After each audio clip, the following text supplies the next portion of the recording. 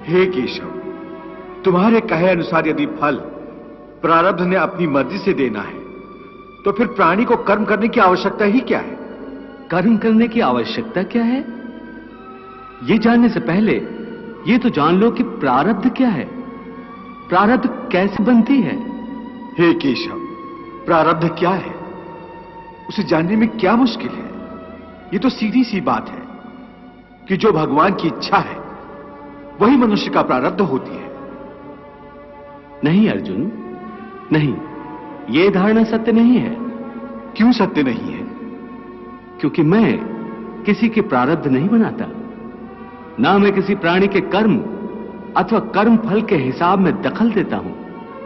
इसलिए प्राणी की प्रारब्ध बनाने में मेरा कोई हाथ नहीं होता।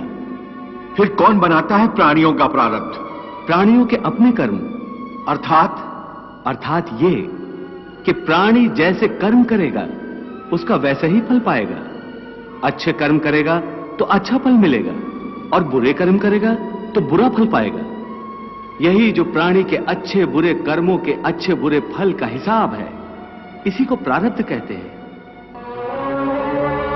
अपने पुण्य कर्मों के फलस्वरूप सुख और अपने पाप कर्मों के फलस्वरूप दुख प्राणी को इसी जन्म में या अपने अगले जन्म में भोगना ही पड़ता है, वो टल नहीं सकता।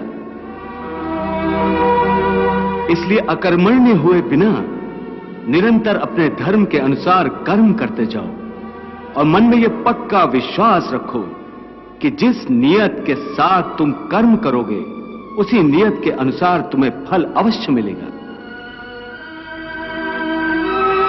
कर्म का यह अटल विधान है, इसमें कभी किसी के साथ अन्याय नहीं हो सकता।